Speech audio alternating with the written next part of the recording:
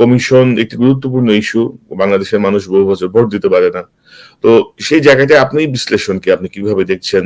এই নকিয়ার যে হামলা, সেটির প্রেক্ষিতে বাংলাদেশের অবস্থান কি? বাংলাদেশের উপর আর কোনো বিপদ আসতে পারে কিনা? এই সব বিষয়গুলো নিয়ে আমরা সংক্ষেপে আপনাদের কাছে সর্বশেষ পরিস্থিতি বিশ্লেষণ করার চেষ্টা করব। আজকে আমার সঙ্গে এই আলোচনায় যোগ দিচ্ছেন আপনাদের অত্যন্ত পরিচিত মুখ, মজলুম সাংবাদিক সম্পাদক জনাব মাহমুদুর রহমান। মাহমুদ ভাই, আসসালামু আলাইকুম, আপনাকে স্বাগত জানাচ্ছি আজকের আলোচনায়। ওয়ালাইকুম আসসালাম কনক সরোয়ার, আপনার মাধ্যমে সকল দর্শক শ্রোতাকে আমি সালাম জানাচ্ছি। আসসালামু আলাইকুম। মাহমুদ ভাই, আপনি দেখছেন যে বাংলাদেশে একটি নির্বাচন কমিশন গঠিত হয়েছে, একটি নতুন নির্বাচন কমিশন গঠন করা হয়েছে। তো এই নির্বাচন কমিশনের যিনি প্রধান, তার ব্যাপারে ইতিমধ্যেই নানা তথ্য সামনে আসছে। তিনি কিভাবে এই সরকারের দ্বারা সুবিধাভোগী ছিলেন, তিনি কি কি বিতর্কিত কর্মকাণ্ড করেছেন, তিনি কিভাবে হাইকোর্টে যে ক্ষমা প্রার্থনা করেছেন তার কাজের জন্য, ক্ষমা প্রার্থনা করে রেহাই পেয়েছেন, এরকম বিভিন্ন বিষয় সামনে আসছে। তো আপনি কিভাবে দেখেন এই যে নির্বাচন কমিশন একটি গুরুত্বপূর্ণ ইস্যু, বাংলাদেশের মানুষ বহু বছর ভোট দিতে পারে না, তো সেই জায়গাটায় আপনি বিশ্লেষণকে আপনি কিভাবে দেখছেন এই নতুন নির্বাচন কমিশন গঠন এবং তাদের যে সমালোচনা? আমি এই নির্বাচন কমিশনকে কোন রকম গুরুত্ব দিতেই রাজি নই। ভোট দেওয়াটা গুরুত্বপূর্ণ। বাংলাদেশের জনগণের যে ভোট দেওয়ার অধিকার হারিয়ে গেছে, তাদের গণতান্ত্রিক অধিকার ছিনিয়ে নিয়েছে বর্তমান ফ্যাসিস্ট প্রধানমন্ত্রী শেখ হাসিনা, সেটা গুরুত্বপূর্ণ বিষয়। এবং সেটা থেকে কিভাবে আমরা আমাদের অধিকার আবার ফিরিয়ে আনতে পারি সেটা নিয়ে আলোচনা গুরুত্বপূর্ণ। এই ইলেকশন কমিশন একেবারেই কোনো গুরুত্বপূর্ণ বিষয় না, কারণ আমি মনে করি এটা 2018 সালের এবং তারও আগে 2014 সালে নাটকের পুনরাবৃত্তি মাত্র। এবং আপনি যাদের কথা বললেন, যাকে প্রধান নির্বাচন কমিশনার করা হয়েছে, তো এরা তো সবই সুবিধাভোগী আমলা। তো এই সুবিধাভোগী আমলারা শেখ হাসিনার তল্পি বাহক হবে, এটাই মানে স্বাভাবিক। তো সার্চ কমিটি দেখেই তো আমরা বুঝতে পারি যে তারা কাদেরকে খুঁজে নিয়ে আসবে। তো সেই সার্চ কমিটির কাছ থেকে এর থেকে ভালো কিছু আশা করা যায় না। আসলে কোন রকম ভালো কিছুই আশা করা যায় না। শেখ হাসিনা যাকে চাইবেন ইলেকশন কমিশন, এই সার্চ কমিটির কাজ হচ্ছে সেটাকে রাবার স্ট্যাম্প করা।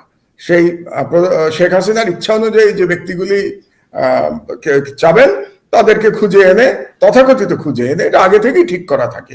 এখানে সার্চ করার কোনো বিষয় নেই, এটা আগে থেকে শেখ হাসিনা ঠিক করে রাখেন। তো সুতরাং আমার মনে হয় যে এদেরকে নিয়ে আলোচনা করে সময় নষ্ট করে কোনো লাভ নেই। এবং আমি মনে করি বহুদিন পরে বিএনপি একটা সঠিক সিদ্ধান্ত নিয়েছে।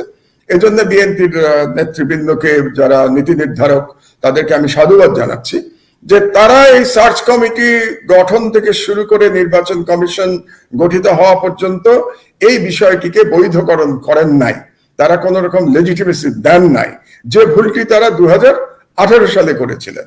2018 সালে তারা রাষ্ট্রপতির সাথে মিটিং করেছিলেন এবং সার্চ কমিটিতে তারা নাম দিয়েছিলেন এবং পরবর্তীতে এই ইলেকশন কমিশনের সাথে তারা মিটিং করেছিলেন আগেরটার সঙ্গে, হুদা কমিশন।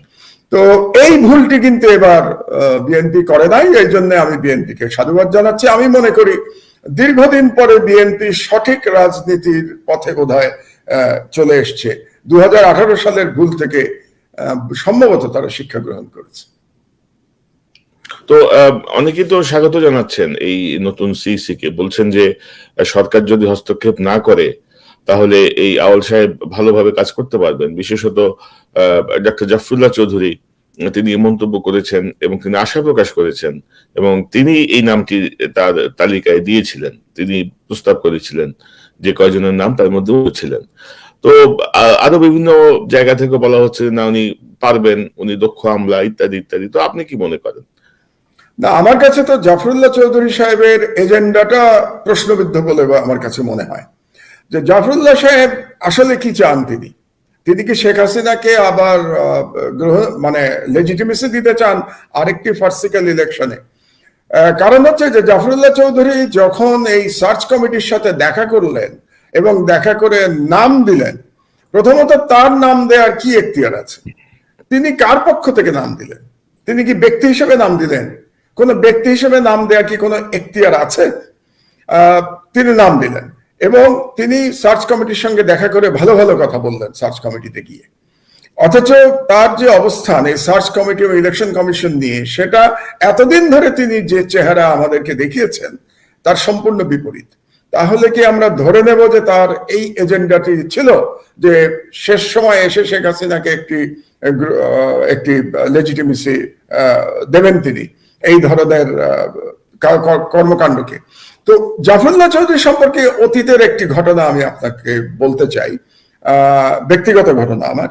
সেটা হলো 2018 সালে আমি তখনও দেশ ছেড়ে আসি নাই, এবং আপনার নিশ্চয়ই মনে আছে আমি যখন মালয়েশিয়ায় ছিলাম ইলেকশনের আগে আপনার সাথে আমার কথা হয়েছিল, এবং আপনাকে আমি পরিষ্কারভাবে বলেছিলাম যে শেখ হাসিনার অধীনে কোনো নির্বাচনকে আমি সমর্থন করি না, এবং বিএনপি যে নির্বাচনে যাচ্ছে আমি এর বিরুদ্ধে। আমি মনে করি না কোনো ফ্যাসিস্ট সরকার নির্বাচনের মাধ্যমে ক্ষমতা ছেড়ে দেবে, কাজে ফ্যাসিস্ট সরকারের বিরুদ্ধে একমাত্র পথ হচ্ছে গণ আন্দোলনের মাধ্যমে ফ্যাসিস্ট সরকারকে ক্ষমতাচ্যুত করা।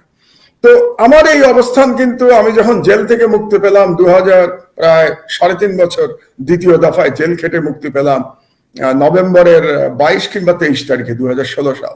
তারপর থেকেই আমি বিএনপি নেতৃবৃন্দকে বলার চেষ্টা করেছিলাম যে আপনারা আন্দোলনের কথাই চিন্তা করুন, ইলেকশনের কথা চিন্তা করবেন না।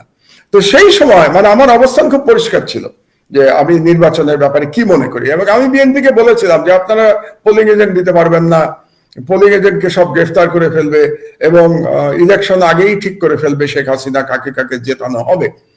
তো যাই হোক, তখন জাফরুল্লাহ সাহেব 2018 সালে, আমি দেশ ছাড়লাম 2018 সালের আগস্ট মাসে, সম্ভবত আমার কুষ্টিয়ার উপরে যে আক্রমণ হলো আমার উপরে, ওই আক্রমণের আগে হয়তো সপ্তাহখানেক আগে আমার বাসায় জাফরুল্লাহ চৌধুরী সাহেব এসেছিলেন, এবং তার আসার উদ্দেশ্য ছিল যে আমাকে কনভিন্স করা যাতে আমি নির্বাচনের বিরোধিতা না করি, কারণ আমার অবস্থান খুব পরিষ্কার ছিল তখন বিএনপি নেতৃবৃন্দের কাছেও। তো জাফরুল্লাহ চৌধুরী সাহেবের এজেন্ডা তখন ছিল যে কোনো ভাবে বিএনপিকে নির্বাচনে নিয়ে যাওয়া, এবং পরে ডক্টর কামাল হোসেনের নেতৃত্বে, যে ডক্টর কামাল হোসেন ভারতের বি টিম, তো এরকম একটি ভারতের বি টিমের নেতৃত্বে বিএনপিকে ইলেকশনে নিয়ে যেতে পেরেছিলেন ডক্টর জাফরুল্লাহ তখন।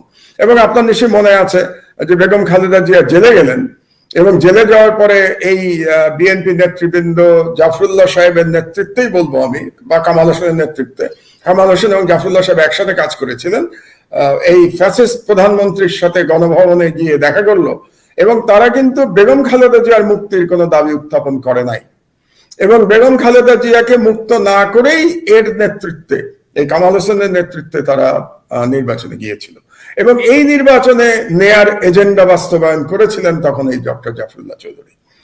এবারও মনে হয় উনি একই এজেন্ডা বাস্তবায়ন করতে চান, এবং এর মধ্যে তিনি কিছু সরকার বিরোধী কথাবার্তা বলেছেন এবং বলে এক ধরনের জনপ্রিয়তা অর্জন করেছেন। এখানেই কনক সরোয়ার সাহেব আপনাকে বলি আমি, এখানেই বিএনপি এবং ইসলামপন্থী যারা সমর্থক বা বিএনপির কর্মী যারা আছেন বা যারা সমর্থন করেন, তারা বুঝতে ভুল করেন, বারে বারে মানুষের চরিত্র বুঝতে তারা ভুল করেন, তারা খুব তাড়াতাড়ি প্রতারিত হন তারা। কারণ ডক্টর জাফরুল্লাহ চৌধুরীর ব্যাকগ্রাউন্ড তারা একবারও চিন্তা করেন নাই। তিনি মুক্তিযোদ্ধা, তার প্রতি যথেষ্ট শ্রদ্ধা আছে আমার, মুক্তিযোদ্ধা হিসাবে, ডাক্তার হিসেবে তার গণস্বাস্থ্য ভালো কাজ করেছে, এগুলোতে কোনো সন্দেহ নেই, কিন্তু তার রাজনৈতিক যে আদর্শ সেটা চিন্তা না করেই আমরা দেখতে পাই যে বিএনপির নেতা কর্মী সমর্থকরা এবং ইসলামী গোষ্ঠীর নেতা কর্মী সমর্থকরা হঠাৎ করে জাফরুল্লাহ চৌধুরীকে হিরো বানিয়ে ফেললেন, এবং সোশ্যাল মিডিয়াতেও আপনি কমেন্টে দেখতে পাবেন যে জাফরুল্লাহ চৌধুরীর প্রশংসায় সবাই একেবারে পঞ্চমুখ যারা আওয়ামী লীগ বিরোধী, কিন্তু তারা ভুলে যান যে জাফরুল্লাহ চৌধুরীর রাজনৈতিক বিশ্বাসটা কোথায়। আরেকটি ঘটনা আপনাকে বলি, তখন আমার দেশ চালাচ্ছিলাম আমি, তো সেই সময় জাফরুল্লাহ চৌধুরী সাহেব আমার সাথে একদিন দেখা করতে এলেন, এবং তখন আমি আমার পত্রিকা অফিসে বন্দি অবস্থায় আছি। আপনার নিশ্চয়ই মনে আছে যে আমি 4 মাস পত্রিকা অফিসে বন্দি ছিলাম, এবং সেখান থেকে আমাকে গ্রেফতার করা হয়। তো সেই সময় তিনি একদিন আসলেন আমার অফিসে, তো আমি খুবই কৃতজ্ঞ হলাম, স্বাভাবিক যে আমি বন্দি অবস্থায় জাফরুল্লাহ চৌধুরী সাহেব সহমর্মিতা প্রকাশ করতে এসেছেন, কিন্তু তিনি যে কথাটি আমাকে বললেন এটা শুনে আমি একটু অবাক হলাম। তিনি আমাকে বললেন যে মাহমুদুর রহমান সাহেব, আপনি পত্রিকা তো ভালোই চালাচ্ছেন, আপনার পত্রিকা খুবই জনপ্রিয়, কিন্তু আপনি এত ইসলাম নিয়ে কেন